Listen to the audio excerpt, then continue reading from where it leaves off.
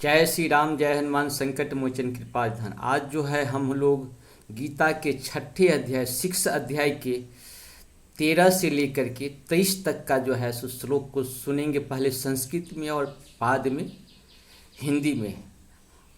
हम नहीं, हम सबों को चाहिए कि अब ये जो है सो ये गीता का पाठ है, हम अपने भी सुने और अपने बच्चे को भी सुनाए, और अपने जो भी पड़ोसी लोग हैं या जो गीता के बारे में कुछ नहीं जानते हैं उनको भी ये बार बार सुनना चाहिए। एक बार सुनने से नहीं, क्योंकि गीता बहुत ही रहस्यपूर्ण ढंग से कहा गया है।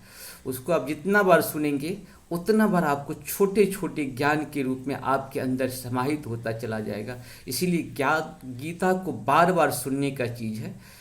और कम से कम 5 से 10 मिनट प्रत्येक दिन अपने लिए निकालें, अपने बच्चों के लिए, अपने समाज के लिए, अपने परिवार के लिए ज़रूर निकालें और गीता का पाठ जरूर करें। और करने के बाद आप अपनी अंदर भी बहुत सारे परिवर्तन देखेंगे, अपने बच्चों के अंदर भी परिवर्तन देखेंगे, अपने समाज और परिवार के प्रति भी आपका परिवर्तन जो है देखने को मिलेगा।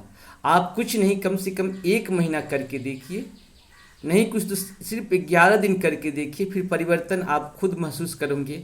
और हमारे जो है सो यूट्यूब को भी सब्सक्राइब करिए, उस चैनल को भी किसी को शेयर करिए।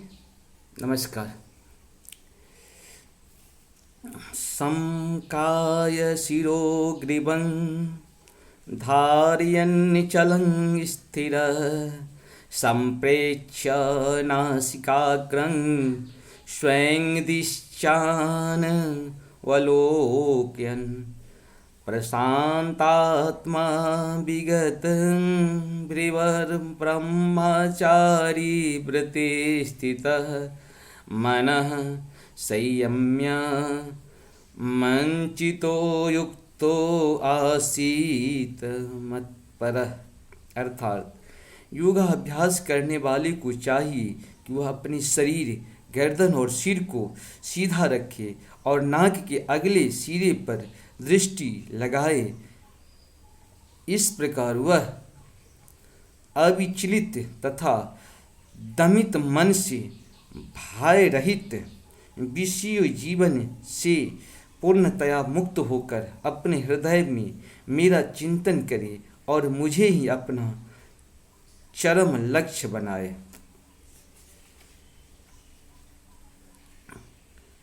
युज्यनेव सदात्मानं योगी निहतमानसा शांति निर्वाण परमा मत संस्थाधिगच्छति।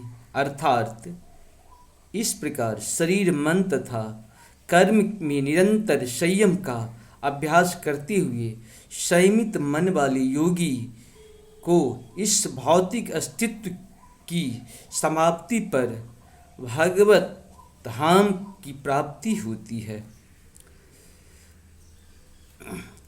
नात्सेतस्तु योगे अस्ति नौ चौकान्तमनुसृतः नौ चातिस्वप्रशीलस्य जाग्रतो नैव चार्जुन।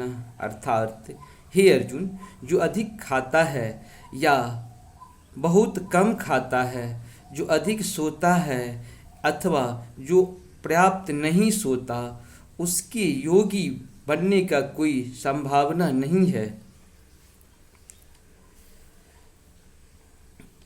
युक्ताहार विहारस्य युक्ता चेष्टस्य कर्मसु युक्ता स्वप्रभावबोधस्य योगो भवति दुःखः। अर्थात जो खाने, सोने, आमोद प्रमोद तथा काम करने की आदतों में नियमित रहता है, वह योगाभ्यास द्वारा समस्त भौतिक क्लेशों को नष्ट कर सकता है। यदा विनियतं चित्तमात्मन्ये वावातिष्ठते अनीयस्पृह सर्वकामेभ्यो युक्त इत्युच्यते तदा। अर्थात जो योगी योगाभ्यास द्वारा अपने मानसिक कार्यकलापों को वश में कर लेता है और आध्यात्म में स्थित हो जाता है, अर्थात समस्त भौतिक इच्छाओं से रहित हो जाता है, तब वह योग में सुस्थिर कहा जाता है।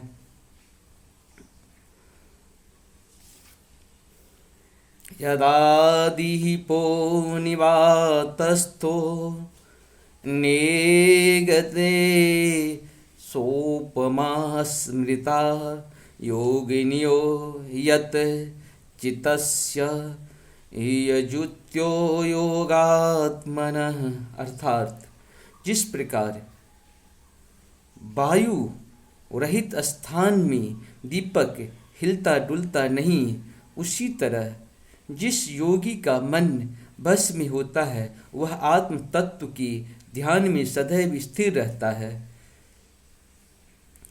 यत्रो परमते चितं निरूपद्य योगसेव्या यत्र चैवात्मनात्मानं पश्यन्यात्मनि तुष्यति सुखायात्मत्यं यत् बुद्धि ग्राह्यं तीन्द्रियं वेति यत्र न चैवायं स्थितिश्चलित तत्त्वतः यो लब्ध्वा चापरं लाभं मन्यते नाधिकं ततः यस्मिन् स्थितो न दुःखेन गुणनापि विचाल्यते यः विद्या दुःखसंयोगवियोगं